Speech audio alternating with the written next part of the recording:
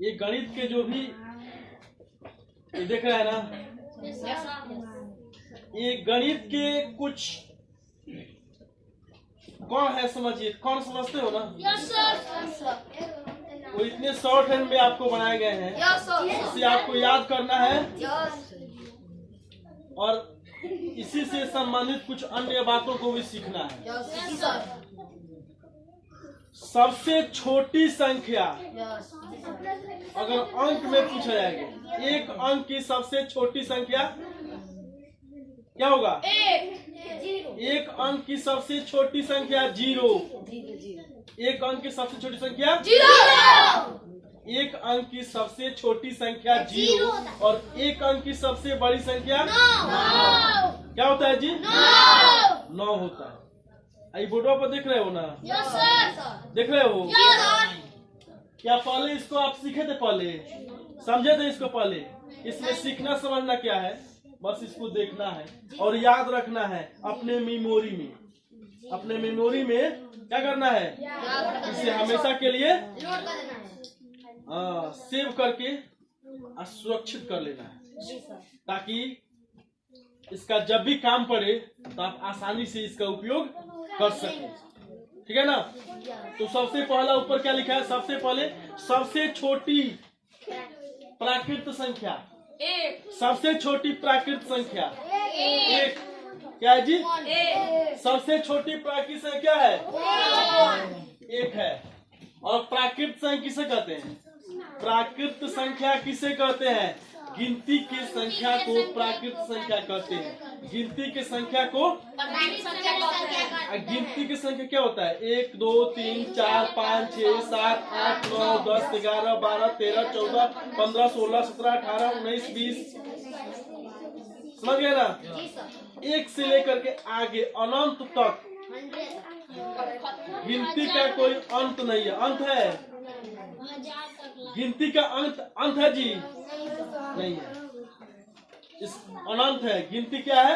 अनंत है। तो सबसे छोटी प्राकृत संख्या 1 और गिनती की संख्या को प्राकृत संख्या कहते हैं। और उसी गिनती के पहले 0 लगाकर शुरू करें, 0 1 2, तो यह किसका समूह हो जाएगा?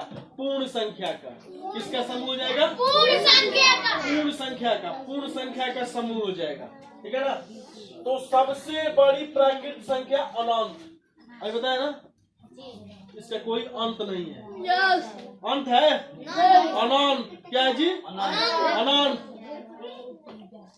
और सबसे छोटी पूर्ण संख्या 0, सबसे बड़ी पूर्ण संख्या अनंत। अनंत मतलब किसका कोई अंत नहीं है। ठीक है ना? इन्फिनिटिव भी कहते हैं। इन्फिनिटिव क्या कहते हैं जी? इन्फिनिटिव। सबसे छोटा पूर्णांक धन पूर्णांक।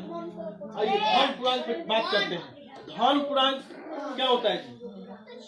जो संख्याएं प्लस में होती है ना, जो संख्याएं प्लस में होती है उसको धन पूर्णांक कहते हैं। धन का ही मतलब प्लस होता है। क्या होता है? प्लस। पूर्णांक किसे कहते हैं? पूर्णांक किसे कहते हैं? पूर्णांक कहते हैं जब संख्याओं को हम माइनस या प्लस से इंडिकेट करते हैं, सूचित करते हैं, हम उन्हें कहते हैं धन पूर्णांक। पूर्णांक को नहीं तो माइनस से लिखेंगे तो प्लस वाले लिखेंगे तो धन पूर्णांक, और माइनस लिखेंगे तो ऋण पूर्णांक। तो आइए आगे बढ़ते हैं। सबसे बड़ा ऋण पूर्णांक -1, सबसे छोटा धन पूर्णांक 1 और सबसे छोटा ऋण पूर्णांक अनंत। अनंत क्या जी? और सबसे छोटा अंक 0 और सबसे बड़ा। कुल कितनी संख्याएं हैं? कुल कितनी संख्याएं हैं? कुल कितनी संख्याएं हैं? 0 से लेकर 9 तक। दुनिया में कितना भी बड़ा संख्या लिखना हो, दुनिया की कोई भी कितना भी बड़ा संख्या लिखना हो, तब क्या लिखोगे? क्या लिखोगे जी? क्या लिखोगे जी?